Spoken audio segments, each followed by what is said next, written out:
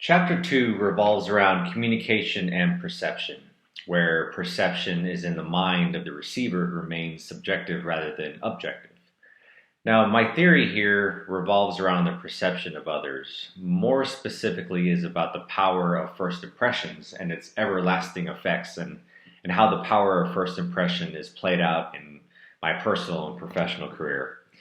Now, I use the word power of first impression because of how important our judgments play when we are making um, the fact that they occur almost immediately when a first impression is presents itself is beyond believable. So, to better explain, if any of you have ever heard of the book Blink by Malcolm Gladwell, he has a chapter devoted to first impressions titled "The Power of Thinking Without Thinking." He goes on to say this in this chapter. Whenever we have to make sense of complicated situations or deal with lots of information quickly, we bring to bear all of our beliefs, attitudes, values, experiences, education, and more on that situation. Then we then slice the situation to comprehend it quickly. Now, I can honestly say here that the old adage of you only get one chance to make a first impression is more powerful today than it ever has been. I believe that because we are currently living in a world where there is instant gratification at every turn of our lives, from our personal life of dating, where dating apps are now the new norm, and you're instantly judging someone based on looks without even thinking. Your finger, your gut feelings and your hormones are the ones making your dating decisions for you. It's swipe, swipe, swipe.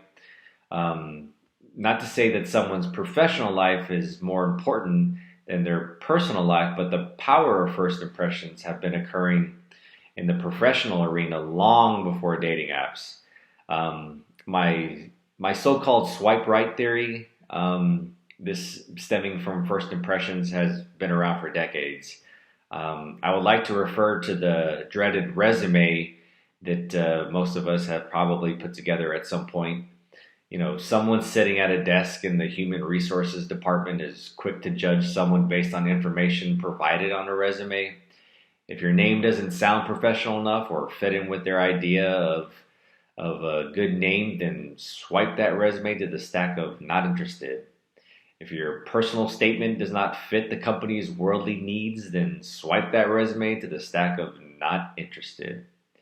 If your previous employers and your list of achievements is not in line with their wants or needs, then again, swipe that resume. So now that I've generalized some experiences, I will make some inferences. I have learned that the world is cruel and doesn't owe anyone any apologies. I have learned to never assume a second chance to make a better first impression, but at the same time, if you tank your first impression, never let that one moment define you. Make another first impression to someone else. So now that I've made some inferences, I will discuss how these inferences can be transferred to other situations.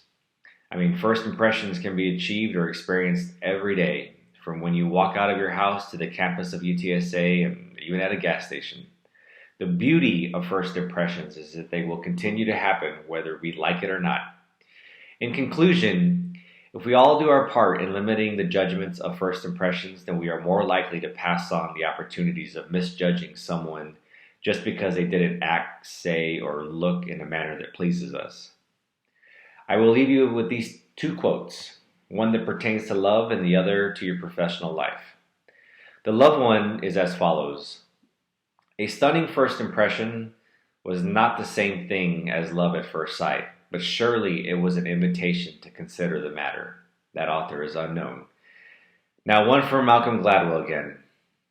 He goes on to say, our first impressions are generated by our experiences and our environment, which means that we can change our first impressions by changing the experiences that comprise those impressions.